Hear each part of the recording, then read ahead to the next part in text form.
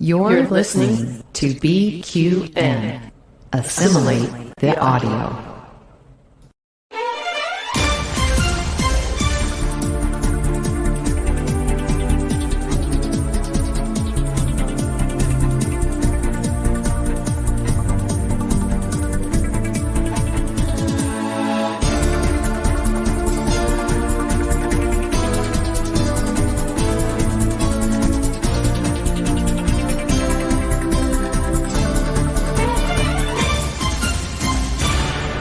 Welcome back, listeners and viewers, to What's the Tea, Bev, a Star Trek Universe podcast here on the BQN.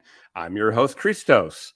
What's the Tea, Bev is a podcast where I interview members of the LGBTQIA+ community and our allies. We get to know our guest trekdom and then discuss current Trek news and speculation.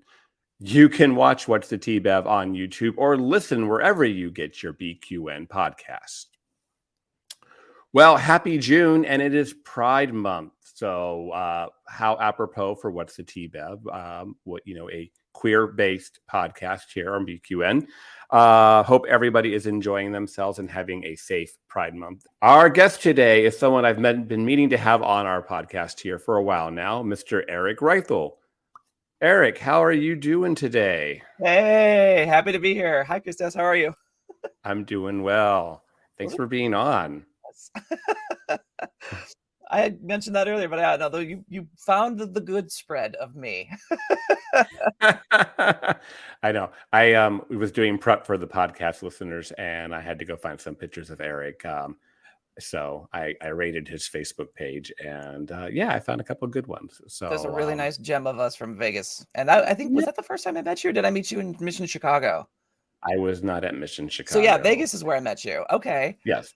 So many awesome Trek friends. So I know you start losing track of where you've been too. Like, and I tend to get to most of the big ones, like San Diego Comic-Con, Star Trek Cruise, STLV. So I had every intention of going to Mission Seattle this year, and that did not happen, obviously. Same. So, that would have been a good time. Who knows what's going? Yeah, I want them to do another Mission one because those were really fun. Yeah, Vegas was a great time too, but yeah. I like the official ones. There's a little bit more to it that makes it more interesting. But, Creation does a really good job with STLV. They know how to get everybody there. So, oh, yeah. No, Vegas was also a blast. But, yeah, no, it was Mission Chicago. They was official one. So they had a little few more behind the scenes things, which were kind of cool to see. But then, they dropped everything they dropped on us a week or two later. So. But it was fun to know that, for a week, I got to see a preview of Strange New Worlds before everybody, but that was it. Yeah. That's the one bad thing about, STLV now. You're not going to get any breaking news. You're not going to get any clips. You're not going to get Patrick Stewart walking out and announcing Star Trek Picard. Things that, that's the kind of magic that happens at an official con. So right. So was last year your first STLV? Yes, it was my first time. I did STLV. Mission Chicago was my first Trek convention. STLV, because I had such a good time at Chicago and everyone raved about it, it was my first time going to Vegas. I was like, okay, I've got to do this. And the one thing about conventions that everyone said, and it's so true, is the people that you meet in person end up becoming amazing friends because you're all there hanging out and having fun and just being nerds together. And the environment at both conventions, but STLV especially, was just magic, if I can be cheesy about it, but it was just really good. It was just a lot of good fun. I know, and it just carries on. I was out and about in San Diego last night, and I bumped into Justin, who I had on the podcast actually a couple episodes ago. But I met him in Vegas, not knowing anything about him until I'm like, "Oh, you live in San Diego too? That's awesome!" So we may start Strange New Worlds nights for season 2. But you're right. Fun. My first STLV was 2017, and my circle of Star Trek friends just keeps on getting bigger and bigger and bigger.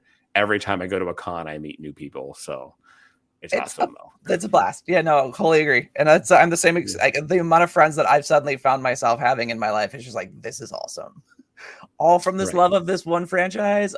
It's a pretty cool franchise. Yeah.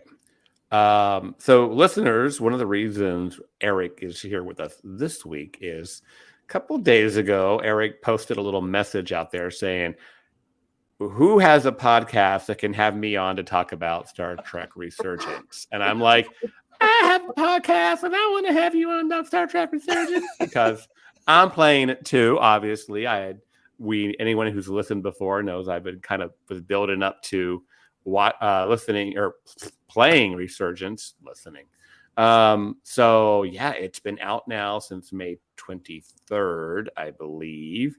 And so, yeah, I think it's time to start talking about it a little bit. So we'll get there in the second half of today's episode after we get past Trekking to Know You.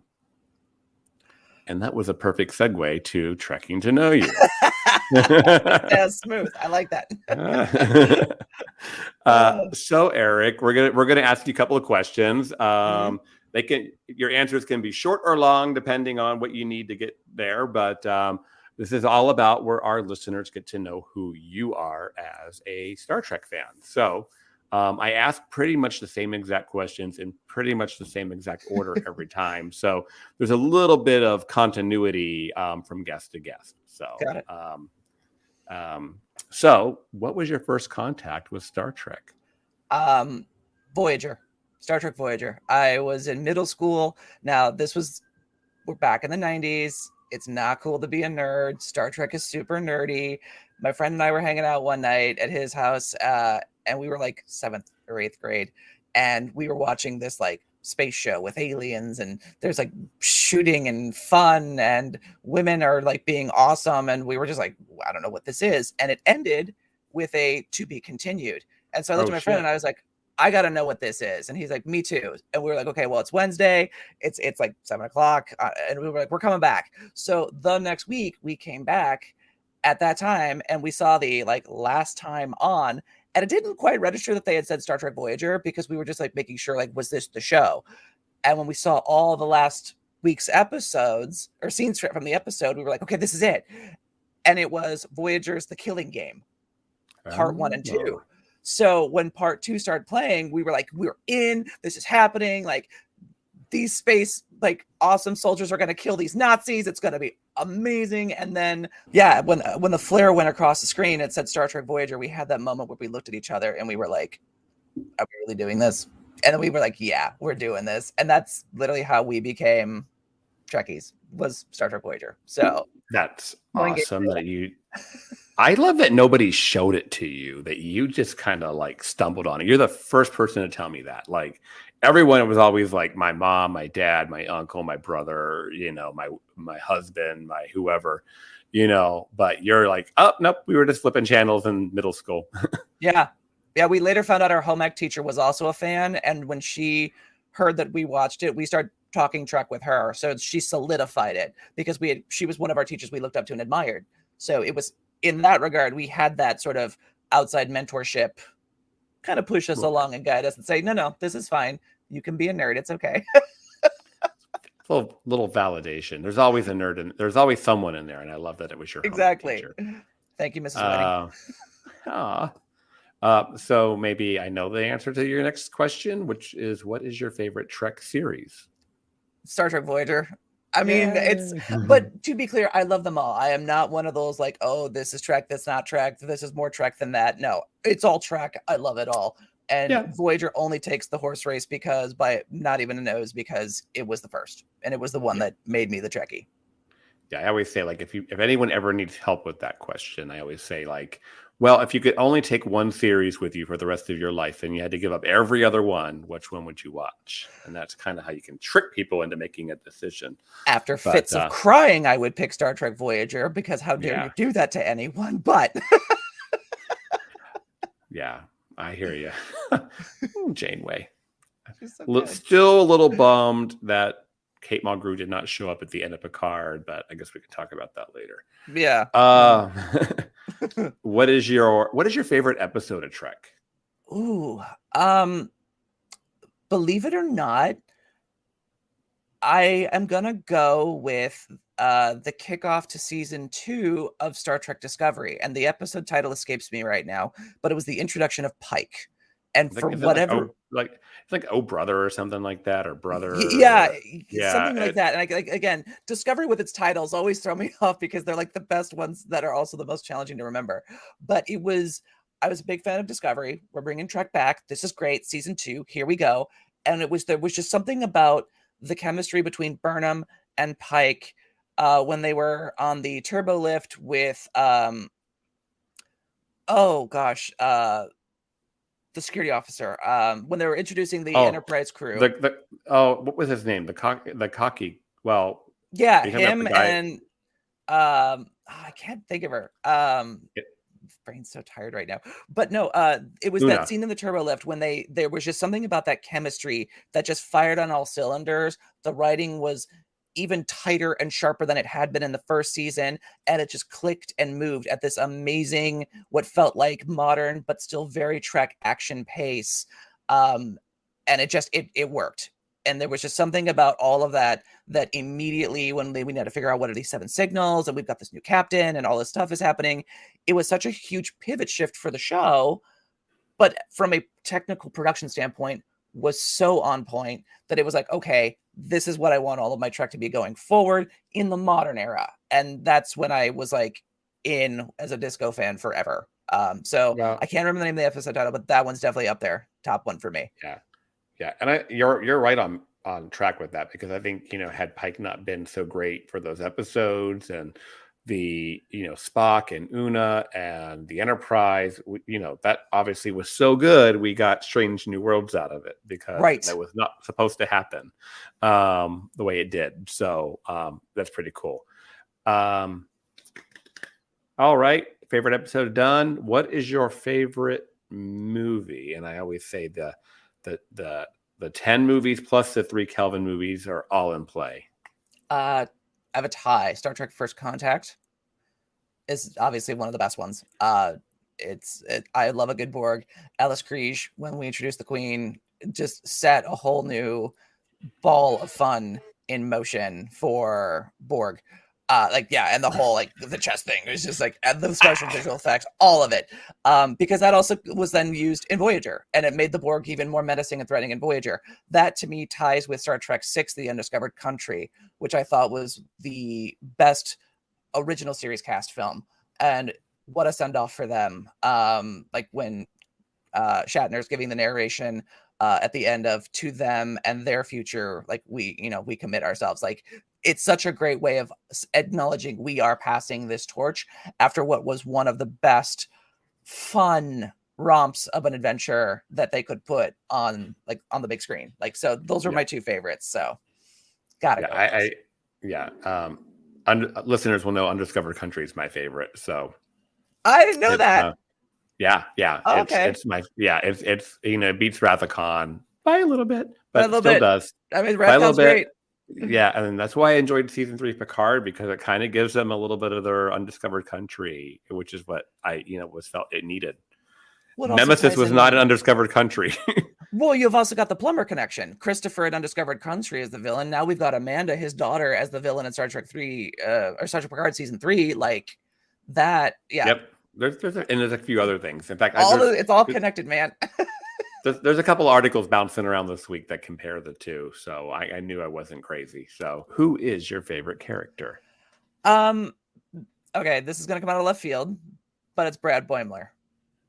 He just, on a rewatch of Lower Decks, edged out Paul Stamets. Paul Stamets was the first character I could actually see myself potentially being in Star Trek. Just an out and proud gay male. But Boimler, although he is, to our knowledge at least, straight or bisexual, Boimler is so delightfully anxious and just wants to be, he's ambitious. He has got a good heart at the end of it all, but he's also just very, very funny without being very, very funny. And that there's a lot more that my friends are like, oh, that's more you. That's definitely you.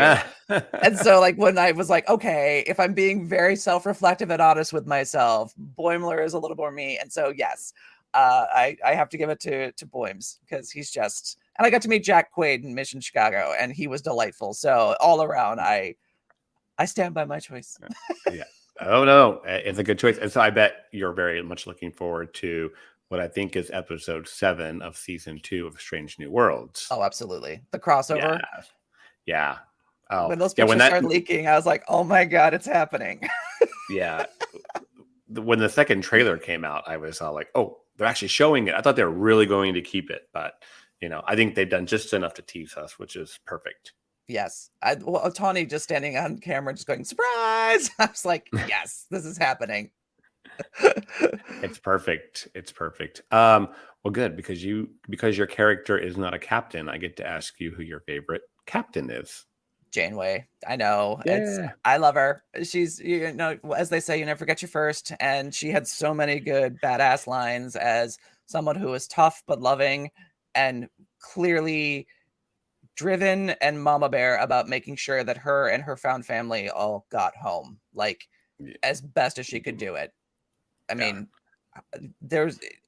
I don't think we've seen a captain put in more dire circumstances than her across as long of it. Like, I mean, that was the season or series long dire circumstances. Yes, we've seen captains in peril before, but like for her to maintain that and to be as well written and performed, especially, I mean, Kate Mulgrew, my God, for 7 seasons, maintaining that pace, just top down, Captain Janeway. She will forever be my captain. One of my favorite sayings, there's the right way, there's the wrong way, and there's the Janeway. And there's the Janeway. Do you want to know what my favorite Voyager episode is? You want to guess? Hit me with it. The Omega Directive. Guess. Oh, too late. Okay. Wait. Omega Directive? Yes. Oh, yeah. That's a good one. My favorite line for her is, the Prime Directive has been rescinded for the duration of this mission. Just like the way she says it in that episode. It's like that classic Katharine Hepburn, I just smoked a pack of cigarettes and I'm just delivering that Janeway line. I mean, I don't know. But I don't know if it's my favorite episode, but speaking of great lines from Kate, end of Pathfinder, when she has that, when it's the first time Voyager makes contact back at Earth. And she says, leave the docking bay open for us. Every time. Like, and I knew, and I thought it was just me. During the pandemic, my mom and I, we were all in lockdown. My mom and I put away all of the 90s and early 2000s Star Trek. When we got to that line, it was one of the first times my mom, like, just really teared up and lost it because so well delivered. And after watching 6 seasons, you finally get to this episode, this moment when she said that. My mom, who really, she appreciates Star Trek, she loves it, but she's not like super into the tech side of it, but she at least knew well enough to know what a docking bay was, and that's home, that's port, that's everything, that's where we're going. And when she delivered that line as emotionally as well as she did, even my mom just kind of like put her hand on her chest and was like, oh my God, and looked at me, and I was like, yeah, I know, like, it's a moment. It's a moment. You can actually, somebody clipped that like 3-minute scene, pretty much by the time Barclay makes contact with Voyager. You can watch it on YouTube. And I swear to God, every time I feel like I need to remind myself that I'm alive, I kind of watch that scene because it does evoke emotion from me. And it kind of, okay. Yeah. I already run pretty. I was gonna say, I got a little, but yeah, because it's just thinking about it. Okay. So wait, you like Omega Directive because Janeway's at her most, like, Katharine Hepburn, like tough as nails. It's that. What was it? Perfection with 7. I can't remember the name of the episode, but my favorite, like, tough captain moment. It was the one where the aliens that they could not see were doing experiments on the crew, and Janeway was getting like those needles like pressed into her head. And at the end of it all, she flies the ship between like 2 pulsars and potentially is going to destroy Voyager. And like when the one alien was like, I will kill everyone on your crew if you don't turn this ship right now. And Janeway just has that line of, you don't seem to realize you are not in control anymore.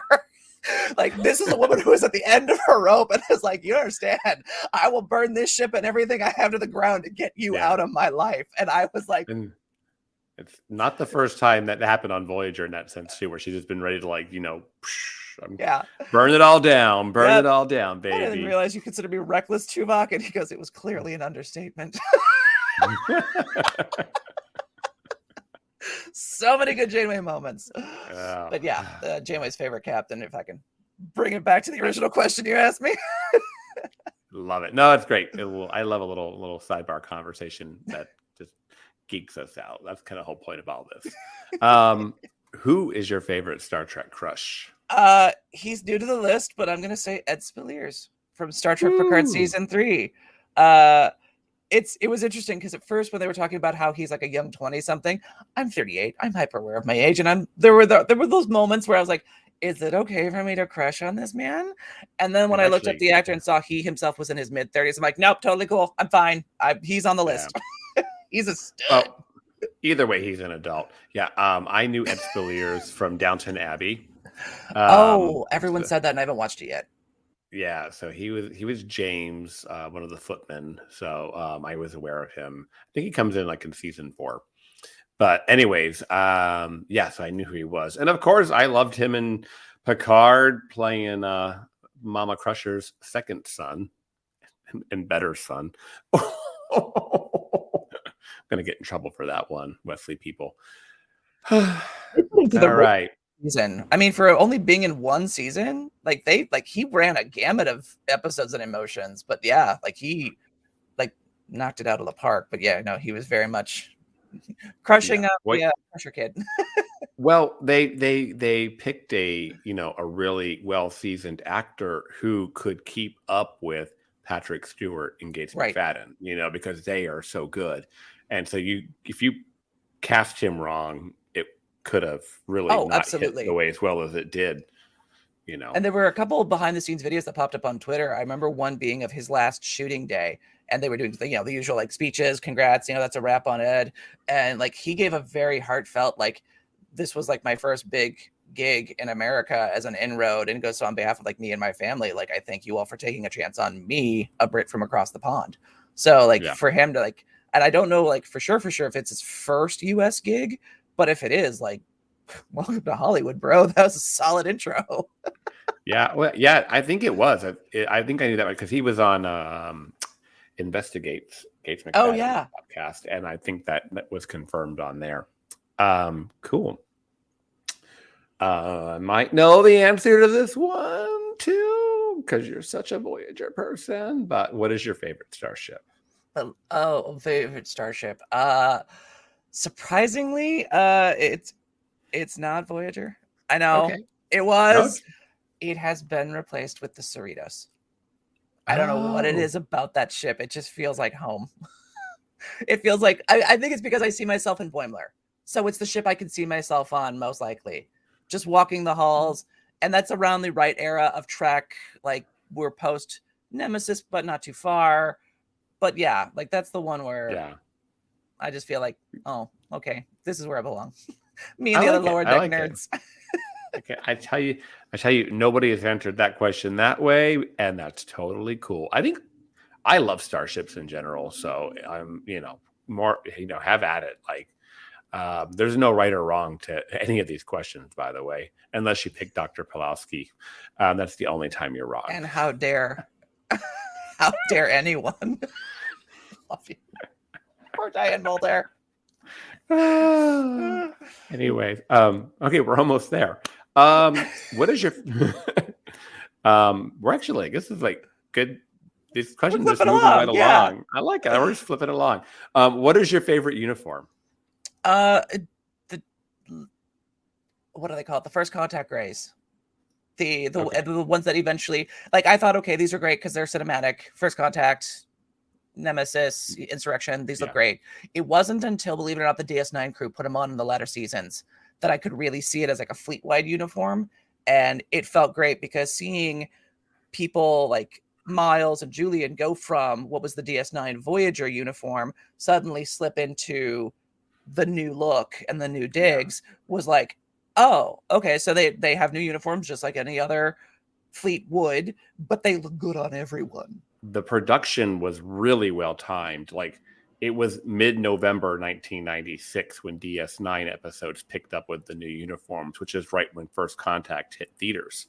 So it was like really, because you think about it, the Defiant and Worf and the Defiant crew are wearing the new uniform. So and so it just lines right up. And there was a period in DS9 where Worf wasn't in a few episodes because he had to leave DS9 to go do the movie, and plot-wise, they had to have him off DS9 to make that make sense. If I'm remembering that correctly, there was like a week or two he wasn't there. That would actually make a lot of sense. I guess I never really give it much thought. I can't remember what episode it was, but I just remember my mom, because she loves him, going, "Where's Worf?" Like, I think this is when they set him in First Contact. Yeah, there probably are some season 5 episodes where he is MIA. Yeah. But no, First Contact Grace, my favorite. Go to. Yeah. You had a photo of me up Love earlier, it. so thank you for picking that one. Yeah. The drill spots and everything. So hard to paint on. Okay. Last question, but it's the doozy one. What does Star Trek mean to you? Okay, that is the doozy one. It's a lot of things. It is for so many people, but for me, it's you hear it all the time, and I don't mind being cliche because it fits. It's hope for a better future, and it's the idea that a better future brings all of us together, infinite diversity and infinite combinations, and all of that is celebrated on equal footing. It is equity in a future, but it also is a reminder that that future is not given. It has to be fought for. So from every single space battle to every single space mom hug, like every part of this future that you see in our little franchise, but you know what I'm saying, is something that can be achieved. It's not hopeless. Like, this is something that when humans fire on all cylinders and truly work together is something that can be achieved. And very recently in my life, and if I start to get a little emotional on this question, I apologize. I have been reminded that one of my personal core values is selflessness, not just in myself, but in others. It is, yes, everyone as a human needs to be a little bit selfish because you got to take care of yourself before you can take care of anyone else. But when you finally have enough and you've shifted from I'm just surviving to now I'm thriving, your focus needs to shift to give back to others. You need to open your arms, reach out, especially to people that are reaching out to you, and find a way to embrace. And it doesn't have to be 300 years in the future. You need to start that now. And so to have this thing where you can see it, almost tangibly touch it, smell it, and love people that are there, even though they're fictional performers, it's this beautiful vision of just what we can do when we're all in it together. And in order to do that, it does require giving up a sense of some part of yourself for the greater good. Not all of it, but enough of it. And having that constant reminder as a core tenet is one of the things that always brings me back to Star Trek. Doesn't matter series, doesn't matter the episode, movie, whatever, cast, crew, whatever. That is a through line through all of it. And that is the one thing that I don't think until very recently I had the vocabulary to put into words what it was. And recently I found it. And that's when it, like, I have a pendant. It's over on my desk. I'm not wearing it right now. That it's literally just the Starfleet Delta. And I wear it almost in the same way some people wear other religious religious icons around their neck. Because to me, it's like, if other people can wear something that means something so deeply core to them, this is something deeply core to me. And I am finally at a point where I don't care if people judge me harshly for be like, okay, you're wearing a Star Trek thing around your neck. Yes, because it is a reminder to me every day to be the better person I can be to achieve the best future for all of us, not just myself. So that was really well said. Star Trek has been compared to religions more than once. And somebody called it my religion last week. And I was like, would I go that far? Is it more of a philosophy? But it's definitely philosophy. There's no God like that we're worshiping. There's no gods or whatever. There's no, it's not like we all bow before the pantheon of captains. Well, I mean, and we're not and Gene Roddenberry wasn't Jesus, you know what I mean? But the philosophy is there. And if anything, reminding yourself that Gene Roddenberry was also a flawed person, but there still came this, philosophy out of it. It's pretty cool. And I always tell people too, empathy and compassion, man, that's free. It doesn't take much to have empathy and to show compassion. It's, it takes nothing to be kind. It takes absolutely nothing to be kind. And that is a wonderful reminder for everyone, myself included, on a daily basis, because there are some days where I'm not, and I always feel a little bad about myself, but it's a reminder to be like, okay, you can try better. Yeah. Well, like I said, you're right. Sometimes we do get off center, and sometimes we just have to kind of take that. That's why I think time to sit, process, meditate, be with oneself is so important, because there will be things that take us off our path, and we always have to get back to our center. And that's what and recharge the batteries, as they say. And then sometimes we will drift, but we need to, get back on the path. And that's what it's about. It's the constant struggle, constantly striving for better. So that's what Star Trek means to me. Well, let's jump to our two topics this week. The first one I'm going to just kind of briefly hit, which since I have not done an episode of What's the T-Bev in a short while, didn't really get to cover the finale of Picard, and I just want to take I've talked about it on other podcasts, but for the sake of just bookending it to this, as to anybody who might be listening to the collected works of What's the T-Bev, we did a lot of up to Picard and during Picard, so I kind of wanted to cover the end. So what did you think of the end of Star Trek Picard, the finale of the entire series? I have to echo the universal sentiment, no pun intended, that it was amazing. It was such a romp, such a great ride. I didn't think, because everyone kept saying, like, this is the send-off this crew deserved. And I thought All Good Things set a real high bar for that. I thought All Good Things was a solid send-off. And I didn't think that they would find a way to hurdle that bar, but they did in Aces. It was everything. Like, there were so many good moments that the characters had all developed. Like, they were the same old, but new. And that was like from Worf saying, like, swords are fun, to Bev firing the phasers and the photons of the Enterprise D on all cylinders, and everyone kind of like looking over their shoulder at her going, a lot's happened in 20 years. Like, it was like everyone had these amazing moments. And so there was such heart behind it all. And of course, again, the return roundabout of Alice Kriege as my Borg queen. Like, I mean, the only thing that I thought would have made it better, and I get the choice and I get why, I really wanted them to rename the Titan to the Picard. I thought Enterprise G was a great choice. I'm not knocking the choice. I think it'll be great. And if we get Star Trek Legacy with Seven at the helm, I am 100% here for her being at the captain of the Enterprise. But I really thought that they were going to, like, when they were making such a big deal about it's important that you're here for this, as, Jack Crusher ends up being some sort of a nepotism kid, that they were going to name it the Picard. Yeah. And when they revealed Enterprise, I'm like, that's a good choice too. Animated. Yeah. I thought the episode was strong. Like, I mean, it was a great episode, 10 out of 10. There were, my biggest nitpick was what you just pointed out. I don't think they needed to rename the Titan. I think it does a disservice to the Titan and its legacy and what it had just gone through and in its part in saving everyone. Like, why would you rob it of its role by changing its name and taking it away from them, especially after going through all the trouble of making that a Titan A?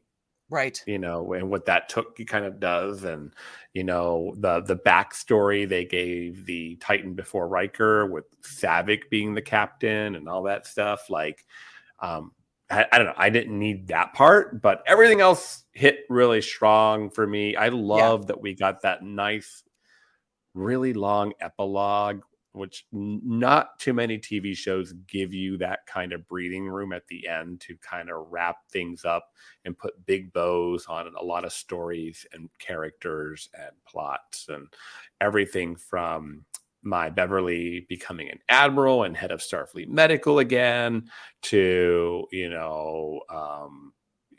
seeing the Enterprise D make it to the museum, to setting up the whole Legacy spinoff, to Q coming back. That was a wild little plot twist at the end I didn't see coming. Yeah. Little mid-credit scene there. I was like, oh, hi, John Delancey. Yeah. Oh, you're back. I thought you were dead. Yeah. the poker game at the end, which and the way the similarities of it being shot like All Good Things was it was people were like, it's a lot of fan service, but I'm like, it was good fan service. Right. And I love that they ended on a poker game. I was talking to Amy about Picard, where it was the episode where Data was giving up pieces of himself to lore to make turn lore into Data, and everyone had that everyone was emotional when he handed over Spot. And I told Amy then, and I still stand by it now, for me, my personal connection was when he handed over the deck of cards. Because for me, that was a sign of Data communing with his shipmates over a poker game and basically getting as close to being a human, because that's how I found my connection, was through playing games with my friends. And so when he handed over the deck of cards, I was like, oh my God, not your poker nights with your friends. And so at the end, when Picard pulls out a pack of cards and was like, let's play, I was like, yes, I'm here for it. I loved all that. I love the way they kind of wrapped up, like episode 8 ends with, Data coming back and Vadic being killed, fucking solid. I love that. Was a great so line. Perfect. And so at the end of episode 8, we get them. It just gets better and better. At the end of episode 8, they're back in their uniforms and they're sitting around the table, and Picard's got the 7 of them together.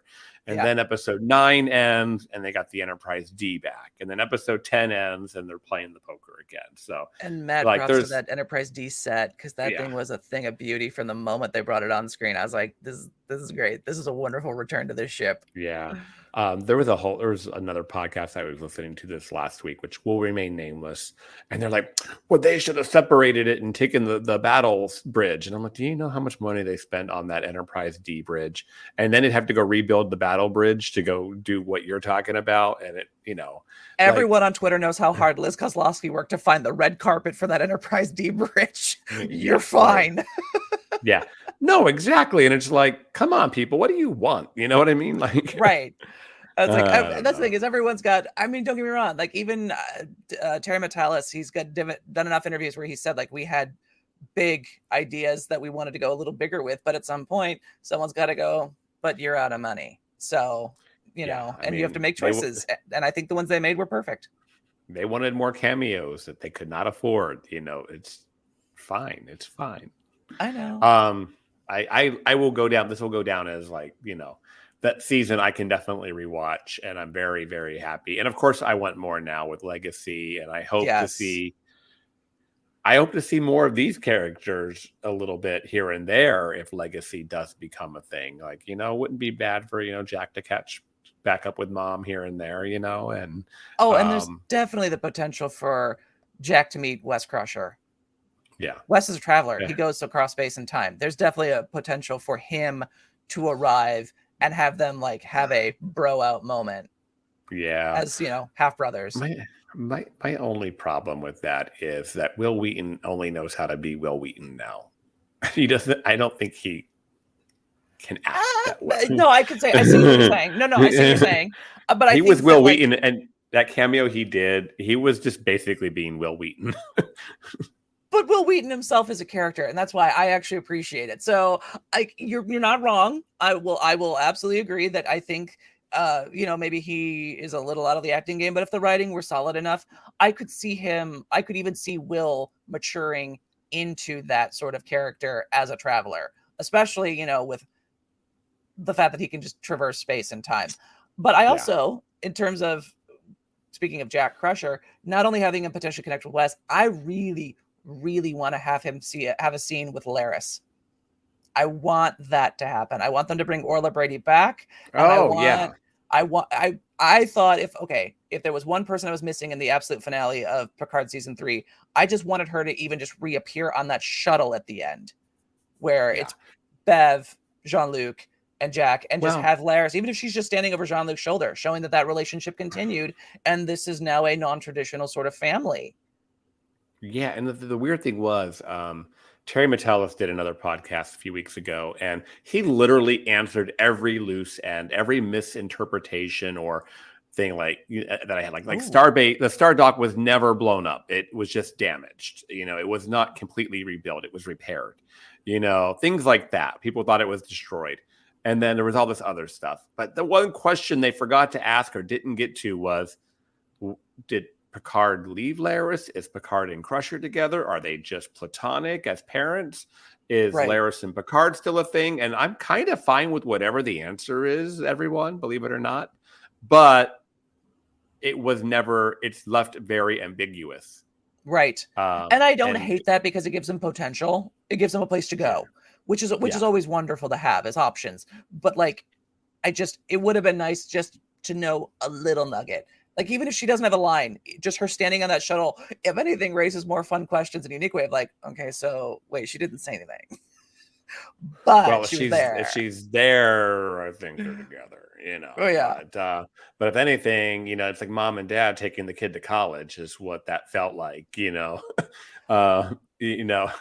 No, it did. It was very much that moment. But that's again is like, I think it also just it would have spoken highly to the idea of a blended family and not saying like, oh, not implying indirectly, oh, Picard left her behind because now he's going back with Bev because he had a kid with Bev and they were always meant to be together, this, that, and the other. Like how they did it allowed a lot of interpretations that make a lot of people happy. I'm one of those people, it's like, at some point though, you do have to make a choice. So I want to know what that choice is if and when they have to make it. Oh yeah. Yeah. I like your take on it. I like that they can answer that later if they need to, or never answer it. But it was kind of like the last thing that, like, between the actual episode, between the interview Terry gave, it was like the last question that did not get answered. So I might just throw that out on Twitter, and he's pretty good about responding to that stuff. So tag me in that. Be like, hey, all right, we have questions, Terry. Question. We have one. Yeah. You haven't answered yet. You know what? Maybe if I'm really, really good at editing, I will take this clip of the show and post it and be like, hey, we want to know. And just post the clip, Terry. And he can hear a little conversation. He can hear our little clip of us talking about it. So I'm here for that. All right. See if I remember to do it. You know what? Remind me a couple of days after this drops if I haven't done it. So deal. All right. Be like 3 days from now, I'm just be like, yo, hey, drop that clip, tag him. Yeah. All right. Our last topic today is, as promised, Star Trek Resurgence. So first and foremost, before we begin the conversation, what platform are you playing it on? I am playing on Xbox. I have an Xbox One, and I had it queued up to digitally download at midnight my time when it dropped. So I woke up and it was ready to go. Yeah, I am playing on PS5. Okay. So the fact that it wasn't a true PS5 game kind of pissed me off from the get-go. It's a PS4 game that just is playable on a PS5. So, but given the long delays on this game, maybe that made sense. I don't know, but at least I will say they didn't charge like a PS5 game. It was $39.99. Right, that's what it was on Xbox. Yeah. So yeah, no, it was very, very affordable. Which for the game it was solid. Yeah, I agree. I agree, and I'm enjoying it. It's not like at the quality of like, say, like I played Gotham Knights and you play Gotham Knights too. We're going to talk after this podcast. We're going to nerd out about that later. Okay. Like, I'm just like, I don't like that. Well, I got to look at Nightwing's butt. So, Same. And boy, did they not fail on that. I know. Damn. Also, as well, nice booty, Carter Diaz. Circling back to getting it back to Resurgence. So, for the sake of everyone, I am like 17% through the game. I'm picking back up steam. I've been really busy, but now I'm kind of hit that. Okay, I'm really into this game, and I'm kind of quasi addicted to it. So I'll probably start blowing through it at this point. But you finished it. I did, yes. Okay. And I will be sure not to drop spoilers, but I will say, as a overall game, for those that are questioning, like, what's it about, what's it like, there's not, because I know a lot of my friends that are not like gamers are interested, but they're like, I'm not so good with like shooters or running around and doing all these things. There's not a lot of that. It's a lot of doing like simple little button or thumbstick or control movements on the fly, but the heart and soul of the game is in the dialogue choices, that you make. Yeah. Because that's what drives the story. So there is some action moments. There are a few shooting battles. They're not too hard. But the heart of the game is you play between two characters, the new first officer, Eric Reithel, and a lower decks petty officer, Carter Diaz, who works as an engineer. And the game seamlessly bounces between playing as both of these characters, and you actually have to make choices. And this is where I think the game shines, is in these choices. They are both so complex and driven from their respective character. Like when you're playing as First Officer Reithel, you are making choices that a first officer would have to make, and there are no clear cut and dry answers, and every choice you make has an outcome that affects the entirety of the ship. On the flip side, when you're playing as a Petty Officer Diaz, when you're making engineer choices on the fly about how to do a repair, how to, like, do you go down this hallway? Do you jump first, or do you push your crewmate first when certain danger happens, because explosions in space are a thing? All of these have outcomes on even a smaller level, and the writing on this is so on point, and it seems to truly understand how a Starfleet ship runs top down. So that is a perfect segue, because like up until like today, I just played a little bit before we got on. I've been kind of like doing what is the right answer? Like, what do they want me to say? Like, if I'm actually being this objective person, what would I say? But then I encountered a little storyline today that pissed me off. And I was like, with Diaz's little girlfriend. And I'm like, nope. I'm calling security. Like, no, security. Like, I am not playing this boyfriend leniency stuff. You are up to something. You're shady, and if it was his boyfriend, maybe I'd give him some leeway. But it was his girlfriend, so I'm like, I'm calling security.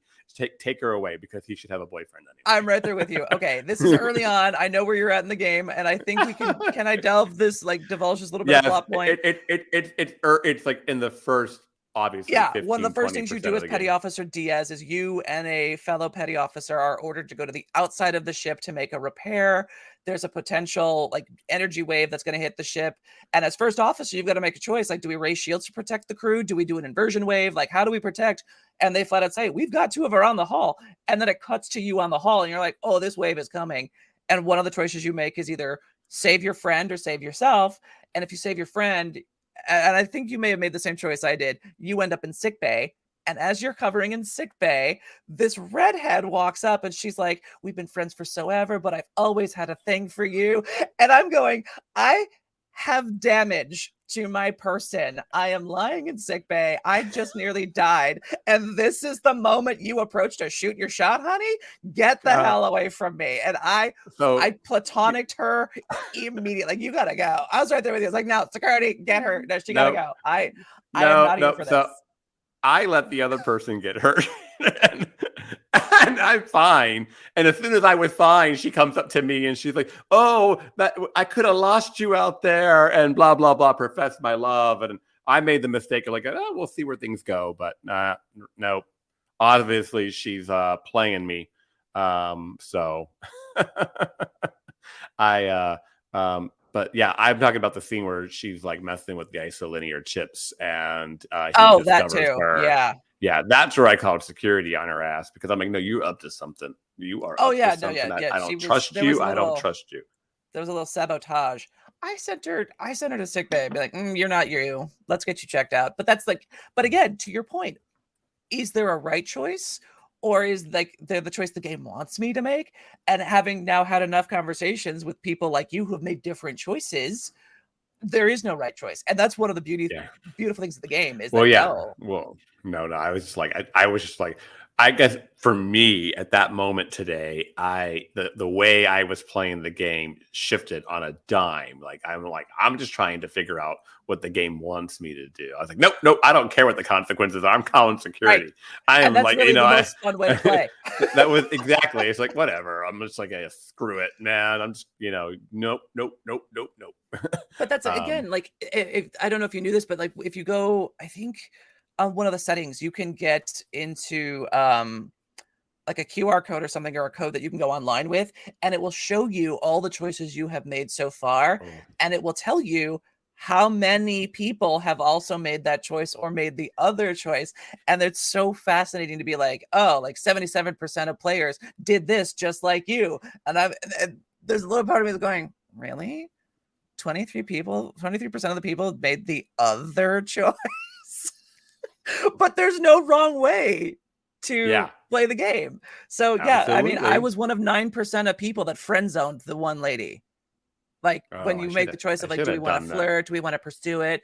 I flat out friend zoned her from the top because I was like, no, Carter Diaz in my head canon is gay. This, my boy's she's gay. All like, she's like, this is not the way to start off a relationship. You got to trust me. Like, no, I'm calling you. You're going to the brig. I was like, no mind games. No, in my head, Carter Diaz ends up with the helmsman because he's a hot Bajoran. They did not have to make these people as good looking as they did, and they rendered them perfectly. They're always hot Bajorans, man. Look at the guy on Picard. I know. It's like, why do they have to make like, and I can't date this one, but I've got the redhead that won't leave me alone, and suddenly she's like, possibly sabotaging my ship. Not they need cool gay game. Protocols in this game. They need gay protocols. They do. I was like, was there no homo in the writer room? Was there none of us? Couldn't even give me an option to flirt at the end. I know. No, Carter's straight. Some guys are straight, and I'm like, oh, it's June. This is so homophobic. Totally. This game's homophobic. Nobody's gay. How dare you? Although, how dare you make him hot and then have you beamed down to the planet yet with the first officer? Oh yeah, I'm down there. I think I do think Tyla's a lesbian. I would say the flirtatious lesbian energy between Officer Rydek and Tylas is palpable, and it never gets better. Like that continues through the whole game, and I'm like, at the end of it, I'm like, there better be an option for me to hit on this woman. Like, nope. The only romance option you've got is the redhead, and I've already turned her down. Yeah, I mean, they're down there on the planet, and they're playing like Cagney and Lacey, so something's going on. That was so good. That was such a good sequence.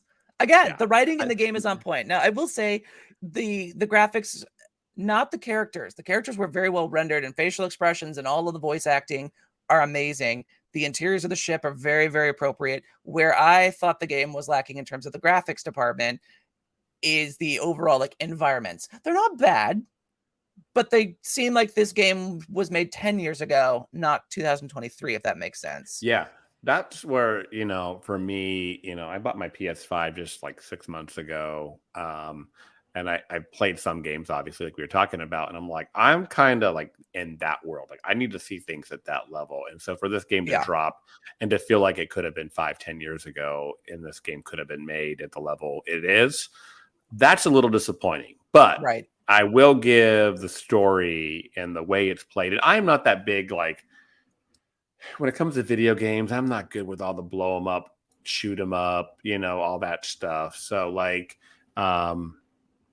it's nice to have this be more of a strategy game and be really like you get to be the Starfleet officer and make some calls. Yeah. And that's and then not to mention Spock's in it. So there you go. Yes. And the voice actor for Spock on point. Yeah. So well casted. Like I had to do a double take. I was like, wait, Leonard Nimoy he's left us, right? Are they using AI? Or are they no, it's a voice actor, and he's so good. But no, to your point, the writing is where the game shines. And I love that no matter what choices you make, and this is where the game has so much replayability, is going back and seeing like, okay, what was the road I didn't take? And you make the other choices.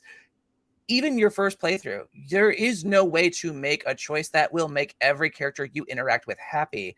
Like you've got on the graphics screen here in the bottom right, you can go in and actually check in with all of the different people you've interacted with, and you get a sense of how they feel about you. But these are all based on choices you make. And oftentimes when you're the first officer, it's like, oh, we've got to do this to save the ship. And someone's like, no, trust me, you've got to do that. And based on what you pick determines how they feel about you. Like, oh, she doesn't trust me. Or, I felt great. You picked that person over me. I know. And I've been pretty indifferent about that until it showed me that that Spock was like neutral to me. And I'm like, how could Spock not trust me? See, I'm like, that is wrong. My first interaction as Petty Officer Diaz is to show up late, almost late, not late, but almost late to engineering. And I got a little glib with the Vulcan chief engineer. And apparently he was like blood red. I don't like that response at all. I was like, oh, I got to make the Vulcan like me. After that, I made like conscious choices to be like, what is the most logical approach every time I'm dealing with a Vulcan? At the end of the game, the Vulcans were the only two that absolutely loved both of my characters. All the humans were like, no. All the Vulcans were like, she's good. That Vulcan engineer reminds me of that Vulcan captain from Deep Space Nine that they played baseball against. I'm like, you're difficult, woman. He is off the top, but he softens. If you make the right choices, I think that, and I can't think of the actor's name, and I apologize. I know that he is also within the queer community. He's a gay voice actor, and he teaches online voice classes because I followed him on Twitter. He plays the Vulcan, and like as you play along, especially as you play along as Petty Officer Diaz, he, depending on the choices you make, very much softens to you and has a really, really good emotional, of all things, connection to the character.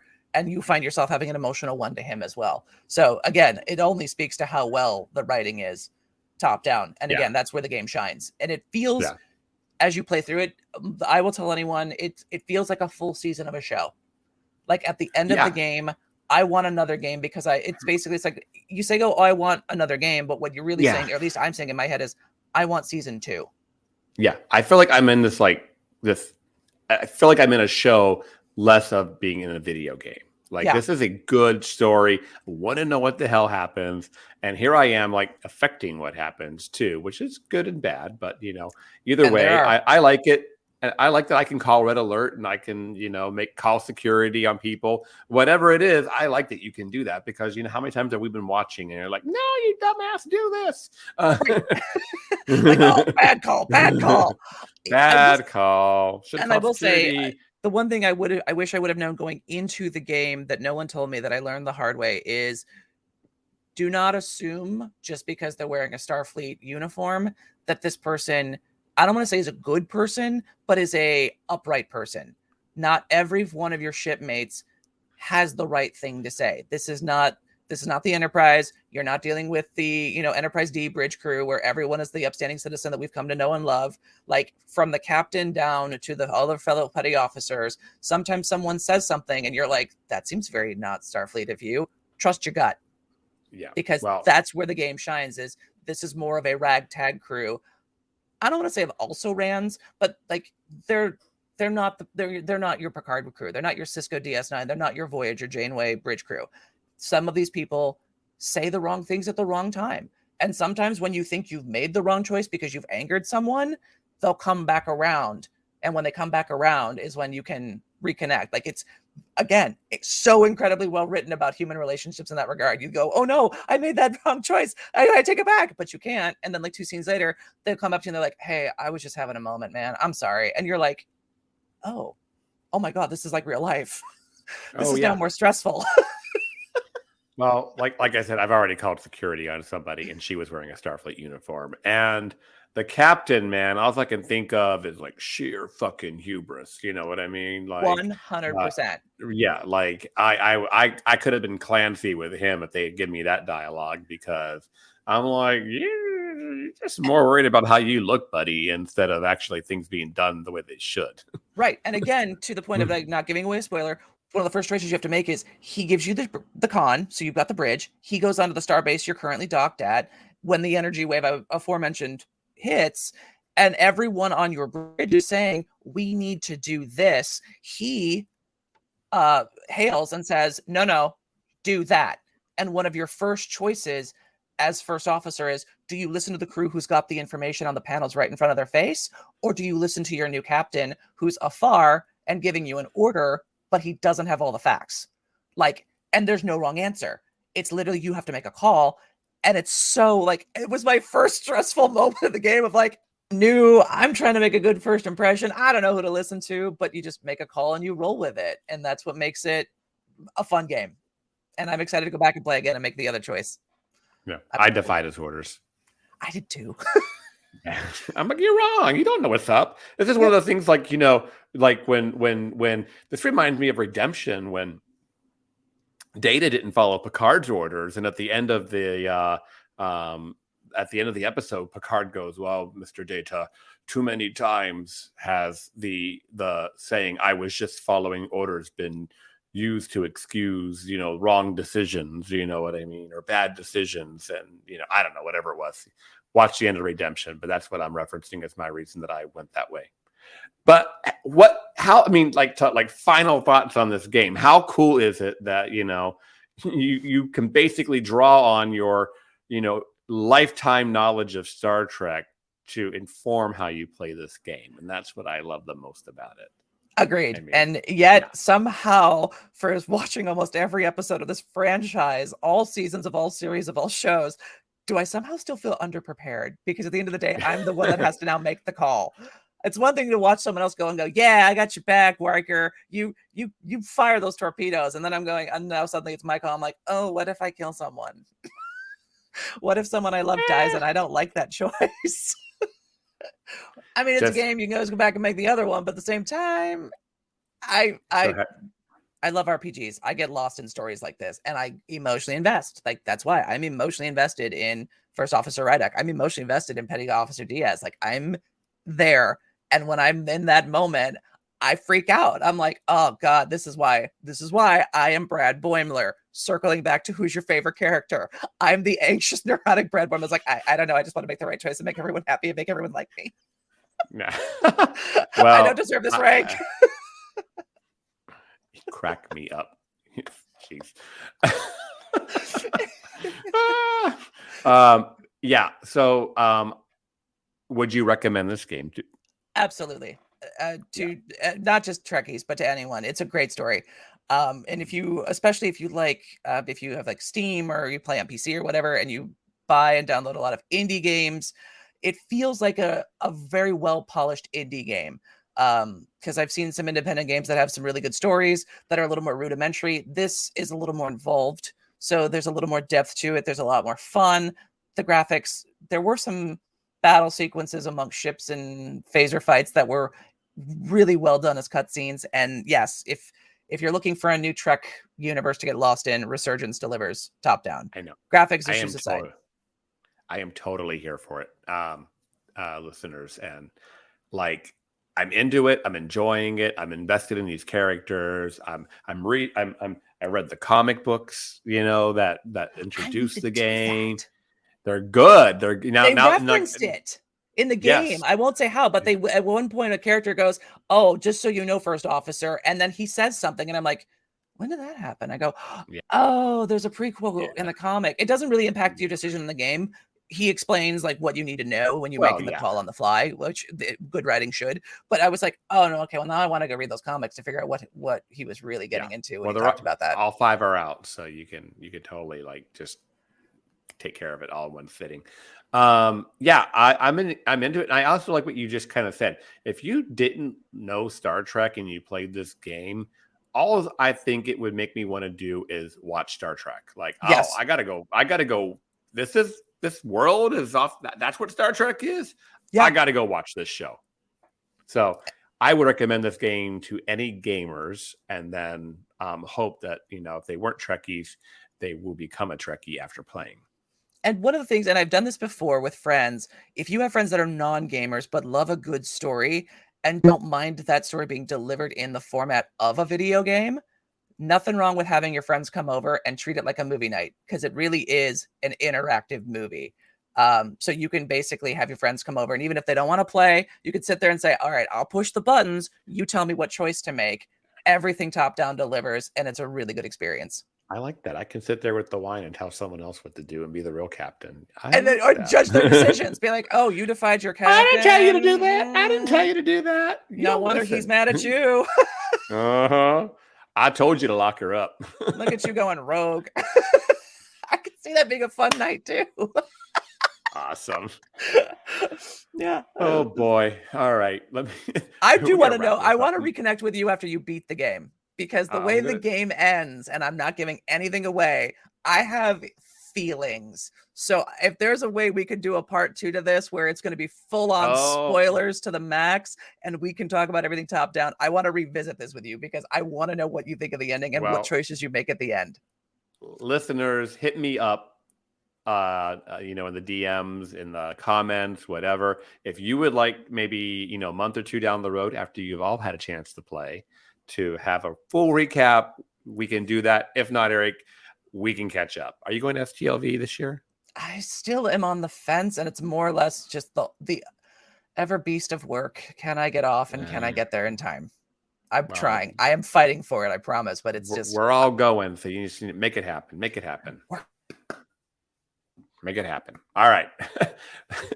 So this has been a lot of fun today. So let me see if I can get it together to wrap this up. We would love to hear what you thought of today's episode and hope you'll join our Facebook group, the BQN Collective, to continue our discussion there. You can also tweet your thoughts to @What'sTheTBev or leave a comment on YouTube if you are watching this episode. Please hit like and the subscribe button here on YouTube, Apple Podcasts, or wherever you get your podcasts, and leave us a star rating and a written review. That helps others to find the show.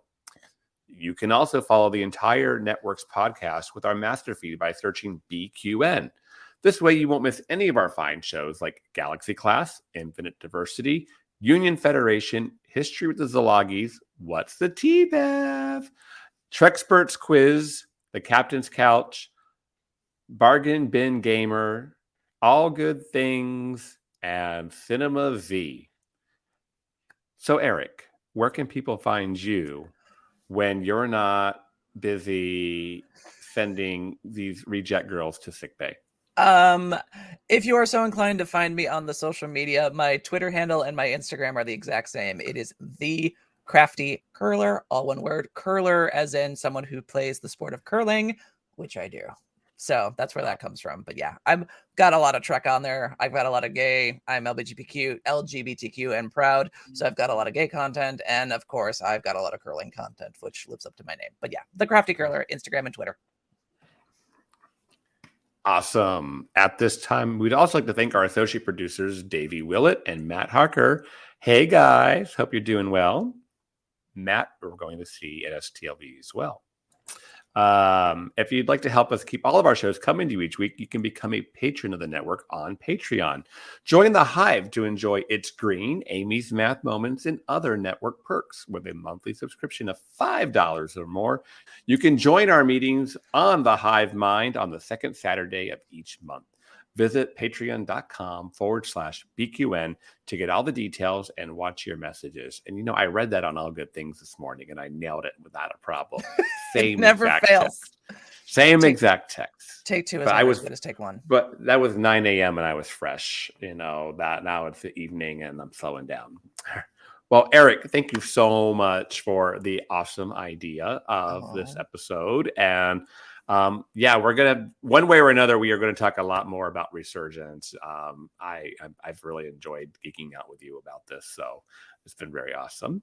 Listeners and viewers, thank you. We hope you'll join us next time for more tea on What's the T-Bev. Live long and prosper.